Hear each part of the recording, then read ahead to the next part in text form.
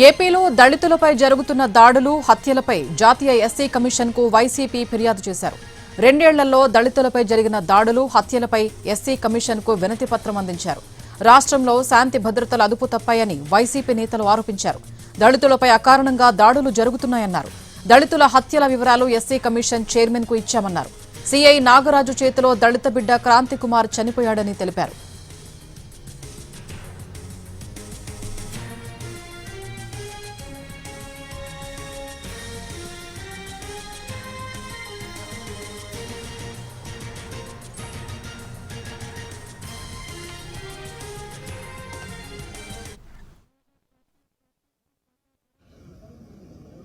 అప్పటి నుండి ఇప్పటి వరకు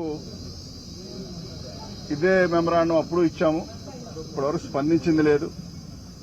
కనీసం ఒక డైరెక్టర్ గాని, మెంబర్ గాని ఎవరన్నా గాని వచ్చి ఇక్కడ పరామర్శించడమో, జరిగిన సంఘటనలు ఏంటని తెలుసుకోవడంలో కూడా ఎక్కడా కూడా ఏమీ పని జరగకపోవడం ఒక బాధాకరం. అయితే మొదటిది, దీనంతటికీ పూర్తి బాధ్యత ఈ రాష్ట్ర ముఖ్యమంత్రిగా ఉన్న చంద్రబాబు నాయుడుది, వాళ్ళ కుమారుడు లోకేష్ది. పోలీసు వ్యవస్థది. పోలీసు వ్యవస్థ అయితే చోద్యం చూస్తా ఉంది. ఎందుకంటే చంద్రబాబు నాయుడు గారు ఏం చెప్తే అది, షాడో సీఎంగా ఉన్న లోకేష్ ఏం చెప్తే అది, రాష్ట్ర డీజీపీగా ఉన్న వ్యక్తి అయితే నాకు అసలు ఏమీ వినబడడం లేదు, కనబడడం లేదు, నేనేం చూడటం లేదు అనుకుంటా ఉన్నారు.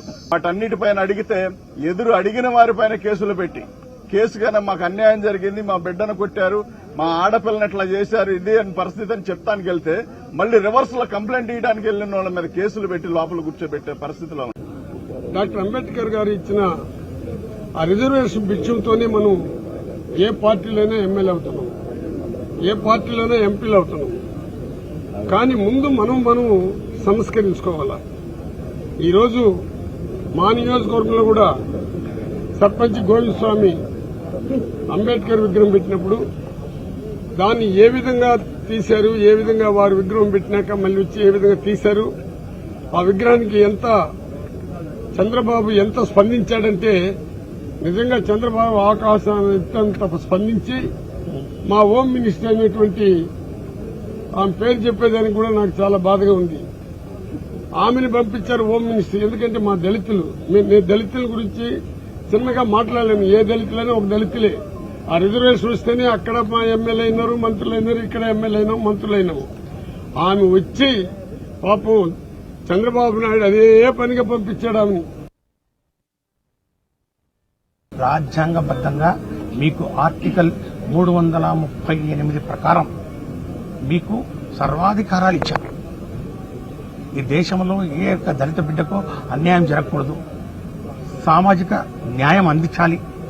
ఎక్కడ వారి మీద వారి దౌర్జన్యాలు జరిగినా, అట్రాసిటీస్ జరిగినా మీరు ఉన్నారని ఒక భరోసా కల్పించాలి ఆంధ్ర రాష్ట్రంలో ఉన్న దళితులకు ప్రధానంగా అని చెప్పి ఒక కార్యక్రమాన్ని ఈరోజు మేము నిర్వహిస్తా ఉన్నాం.